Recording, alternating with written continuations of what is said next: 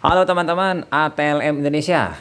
Nah, kali ini kita membahas soal-soal tryout uji kompetensi teknologi laboratorium medik di channel ATLM Indonesia. Terasa kita masuk ke bagian 108. Yang mana materi ini kita membahas parasitologi medik sesi 6. Mengingat materi parasitologi ini banyak ya, jadi memang serinya lumayan panjang. Ini yang sudah sesi ke-6. Kedalamannya memang disiapkan untuk diploma 3 dan juga untuk diploma 4. Oke teman-teman, semoga teman-teman tetap sehat dan teman-teman dilimpahkan banyak rezeki. Mari kita mulai dengan soal nomor 1 ya. Seorang pasien dengan keluhan susah hamil dengan usia pernikahan sudah 15 tahun lebih. Pemeriksaan kesuburan dinyatakan normal dan tidak ada masalah. Dokter memberikan formulir pemeriksaan dengan parameter TOROK, ya kan? Serta pemeriksaan darah. Dari hasil pemeriksaan mikroskopik diperoleh gambaran hasil dari data di atas. Bisa diperoleh kesimpulan bahwa pasien terinfeksi titik-titik. Nah ini gambar, yaitu gambarnya kita bisa melihat pada ini mikroskopik ditemukan yang ini ya. Nah, yang A Toxoplasma gondii, yang B virus herpes, yang C virus rubella, yang D herpes simplex 2, sitomegalo. Nah, berdasarkan gambar ini kita bisa melihat bahwa memang pasiennya itu menderita Toxoplasma gondii. Karena ini mikroorganisme yang ini terlihat nyata bentuknya seperti bulan sabit ya.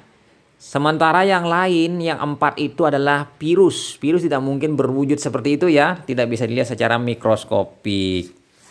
Nah mungkin nanti untuk uji tambahannya bisa dilakukan dengan pemeriksaan IgG dan IgM terhadap antitoxoplasma ya. Nah ini penting.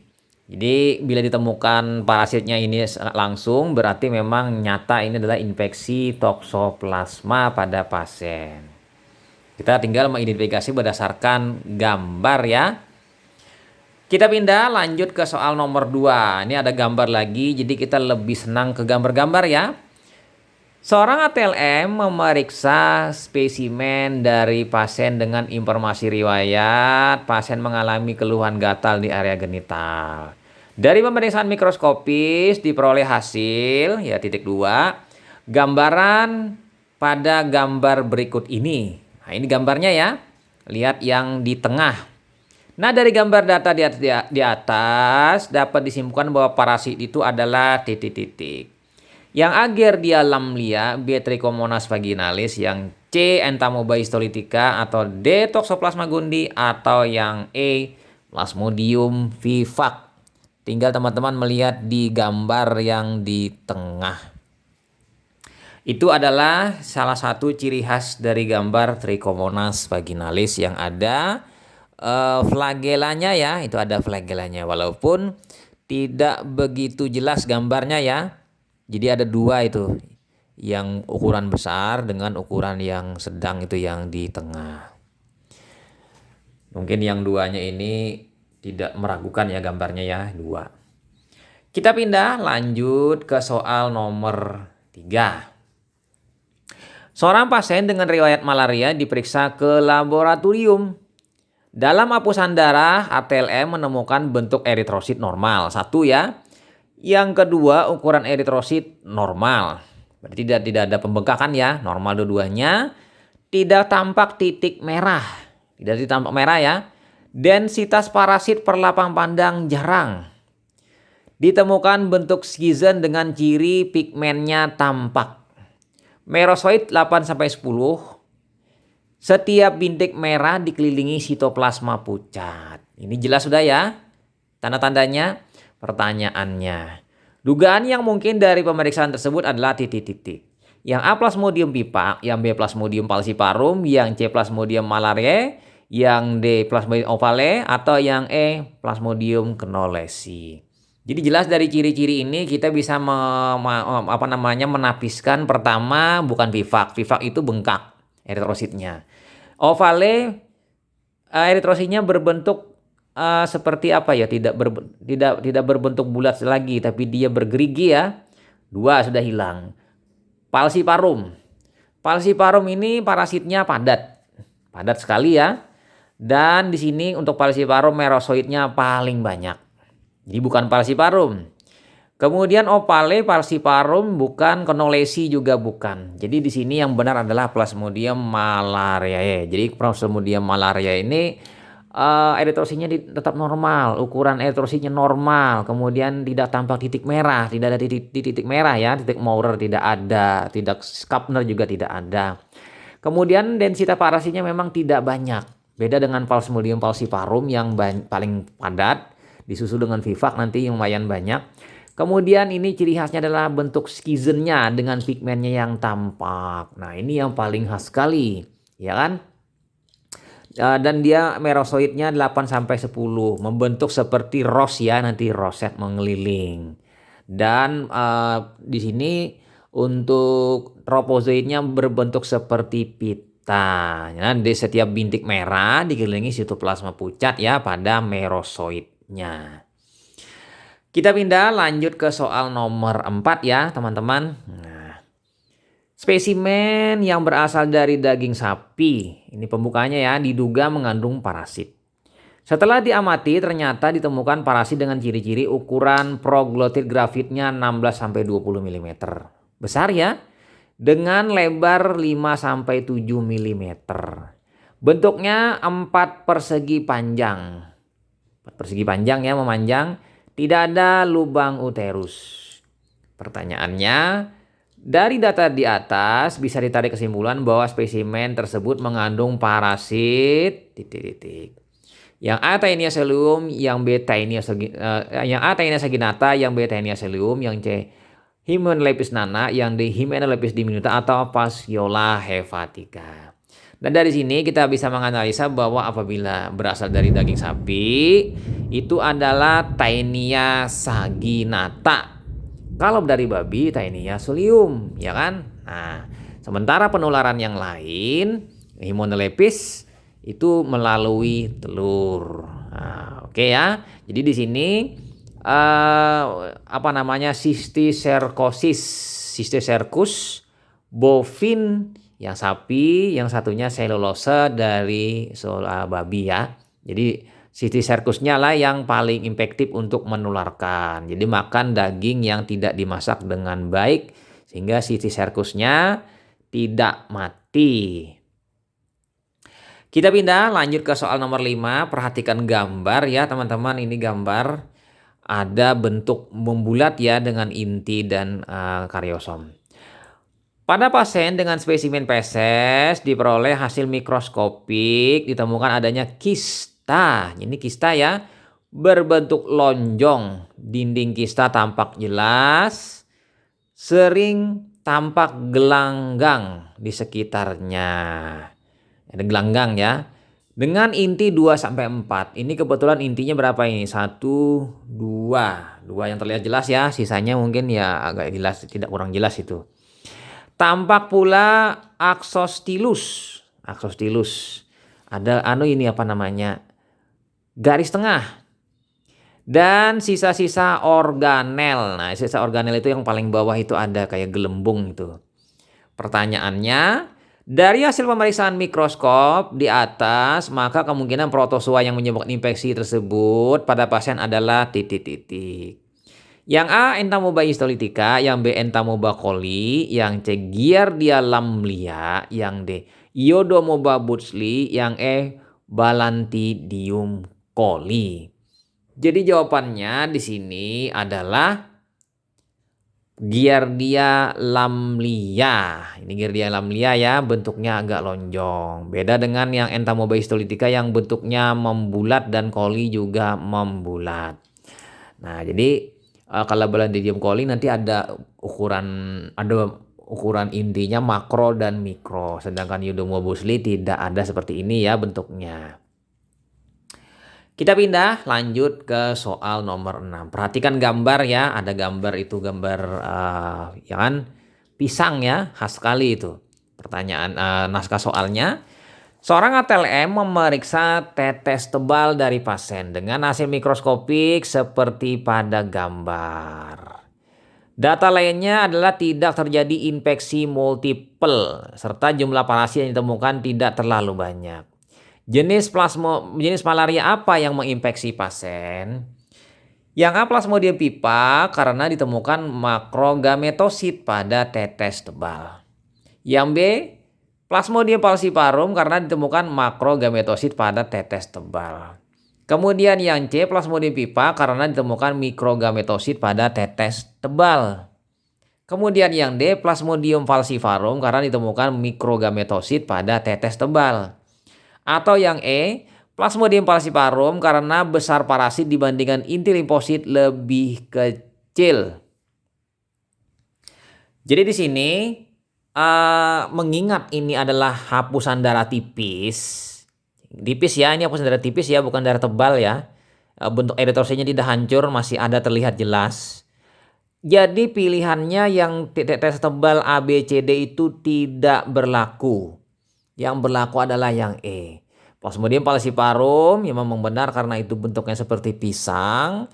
Karena besar parasit dibandingkan dengan inti limfosit lebih kecil. Sementara di dalam lapang pandang tidak ada limfosit. Jadi di sini soalnya agak-agak sedikit rancu dan nguk-nguk, tidak nyambung. Seandainya di situ ada limfosit ya wajar. Tapi di sini memang kalau melihat ini itu adalah hapusan darah tipis, bukan darah tebal karena eritrositnya masih terlihat jelas. Di situ ada gametosit ya, gametosit, kemudian ada ringnya ya, ring istilahnya itu tropozoidnya yang masih muda. Ya lumayan, itu tidak ada mungkin berapa, 1, 2, 3, ada mungkin 3 atau 4 itu. Dan di situ kita bisa melihat intinya kompak di tengah itu apa kira-kira teman? Apakah mikrogametosit atau makrogametosit? Nah, teman-teman tahu sendiri. Nah, jadi di sini pada prinsipnya adalah jawabannya kalau saya pilih adalah yang E ya, karena ini bukan tetes darah tebal. Kita pindah lanjut ke soal selanjutnya, soal nomor 7. Perhatikan gambar lagi. Jadi kita lebih senang pak gambar ini ya. Seorang anak dengan kondisi kurus akan tetapi perut buncit diperiksa fesesnya ke laboratorium. Diperoleh hasil feses eritrosit DBN, serat makanan DBN, leukosit DBN, epitel DBN.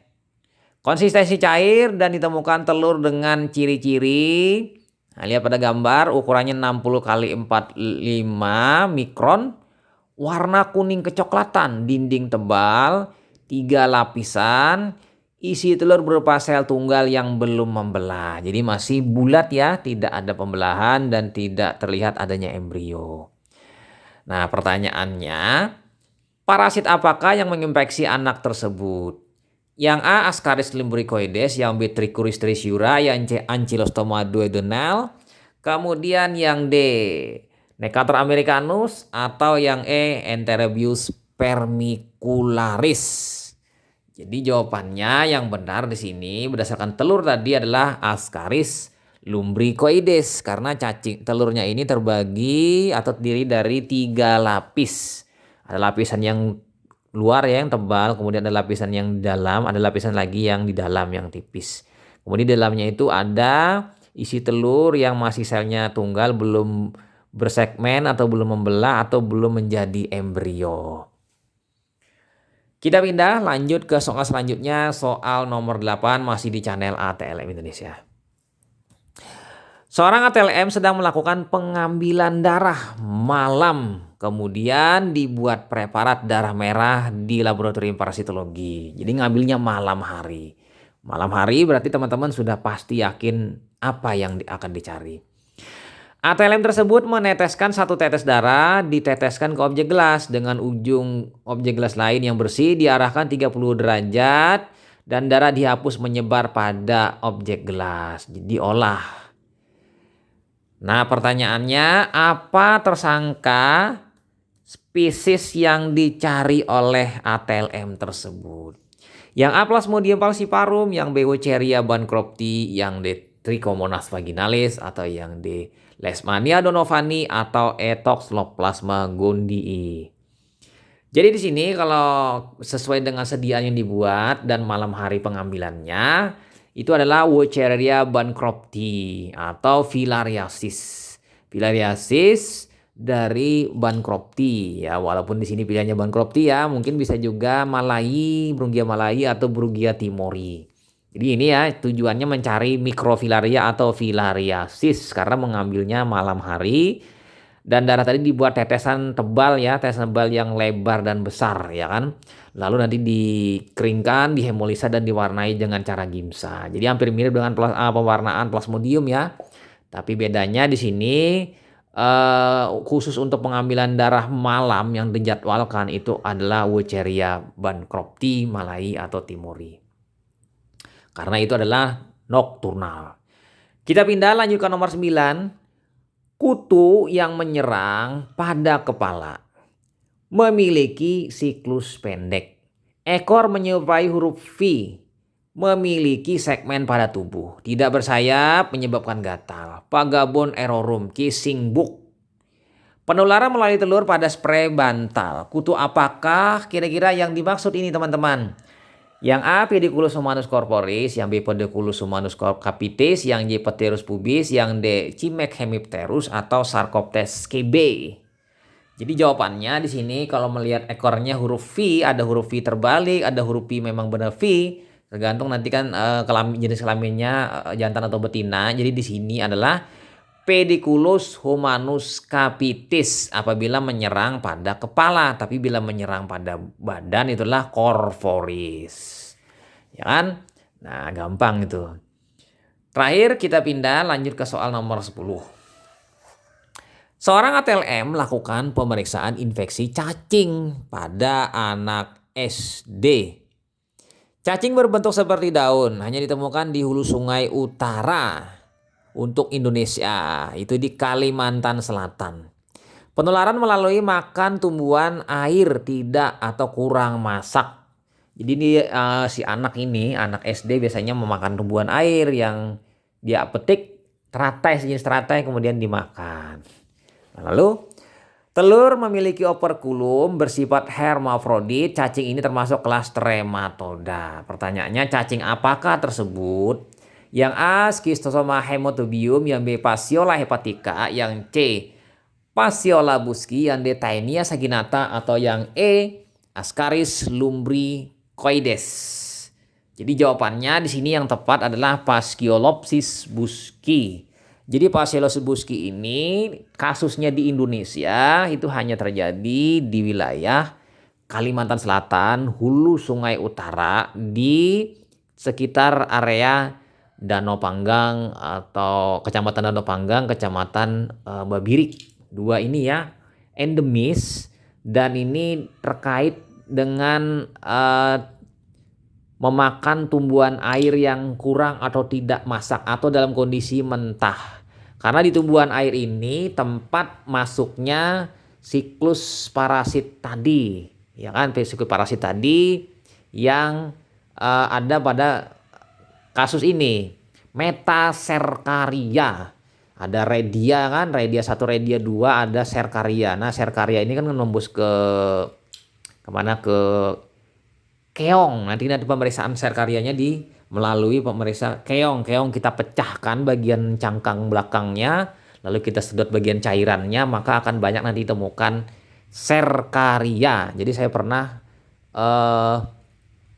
survei Paschiolopsis buschi ini dengan teman-teman. Nah, kira-kira itu saja teman-teman materi kita. Latihan soal-soal tryout uji kompetensi seri 108 ya. Materi parasitologi. Jangan lupa subscribe, nantikan soal lainnya. Salam kompetensi. Semoga bermanfaat diskusi kita dan yang kita lakukan pada 10 soal terkait parasitologi ini, dan barokah. Dan saya doakan teman-teman yang menyimaknya semoga mendapatkan kelulusan uji kompetensi dan mendapatkan nilai yang tinggi. Oke, itu saja teman-teman. Tambah pintar, tambah cerdas. Salam kompetensi. Saya Amar Le pamit dari Banjarmasin. Bye.